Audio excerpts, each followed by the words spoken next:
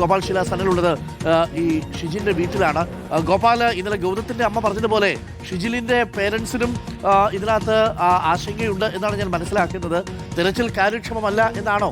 7 ദിവസമായി കാത്തിരിക്കുകയാണ് അവര്. ഉള്ളിൽ വല്ലാത്ത തീയുണ്ട്. അത് സ്വന്തം മക്കളെ നഷ്ടപ്പെടുമ്പോൾ മാത്രമേ ആ വേദന മനസ്സിലാവത്തുള്ളൂ. അതും എന്തു പറ്റി എന്നതുപോലും അറിയാതെ ആദ്യം നിന്ന് ജീവിക്കുകയാണ് 7 ദിവസമായി. തെരച്ചിൽ കാര്യക്ഷമമല്ലെന്ന പരാതി ഗൗതത്തിന്റെ അമ്മയ്ക്ക് ഉള്ളതുപോലെ തന്നെ അഞ്ചുതെങ്ങിൽ ഷിജിന്റെ പേരൻസിനുമുണ്ടോ ഗോപാൽ?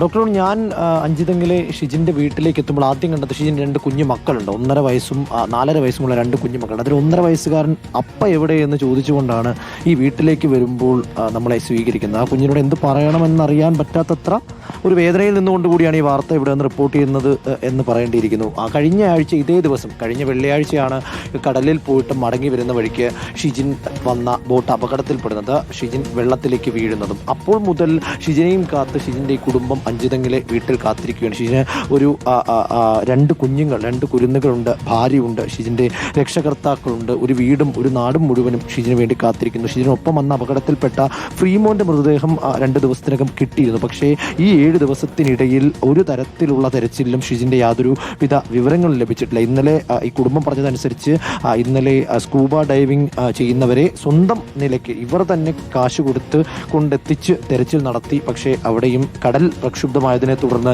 വേണ്ട രീതിയിലുള്ള ഒരു തരത്തിലേക്കുള്ള അറിവും ലഭിച്ചിട്ടില്ല. കുടുംബത്തിൻ്റെ പരാതിയും നേരത്തെ ഗൗതമിൻ്റെയും അതുപോലെ ജോണിൻ്റെയും രക്ഷകർത്താക്കൾ പറഞ്ഞതുപോലെ തന്നെ തെരച്ചിൽ കാര്യക്ഷമമല്ല എന്നുള്ളത് തന്നെയാണ്.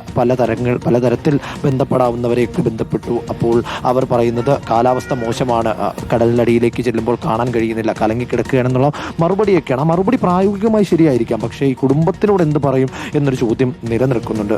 ഷിജിൻ്റെ ഭാര്യയാണ് സ്റ്റിജി നമ്മോടൊപ്പം ഇപ്പോൾ ഉള്ളത്. ഒത്തിരിയായി തെരച്ചിൽ നടക്കുന്നു, 7 ദിവസത്തോളമായി. തെരച്ചിൽ കാര്യക്ഷമമാണോ? കാര്യക്ഷമമല്ല, തെരച്ചിലൊന്നും കാര്യക്ഷമമല്ല. അവർ കൈവിട്ട മക്കിലാണ് നിൽക്കുന്നത്. ഒരു തെരച്ചിലൊന്നും അവർ നടത്തുന്നതായിട്ട് എനിക്ക് തോന്നുന്നില്ല. എനിക്ക് എൻ്റെ ഭർത്താവിന് വേണം, എൻ്റെ 2 പിള്ളേർക്ക് എന്ത് ഞാൻ മറുപടി പറയാം?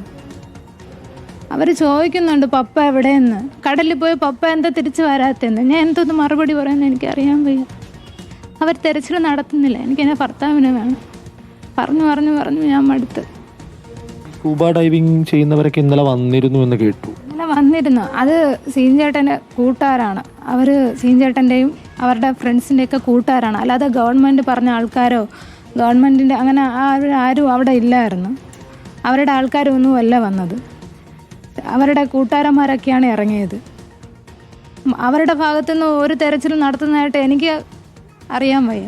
സർക്കാർ ഭാഗത്തുനിന്ന് ആരെങ്കിലും വരികയോ ബന്ധപ്പെടുകയോ എന്തെങ്കിലും ചെയ്തിരുന്നോ? അവർ വന്നിരുന്നു.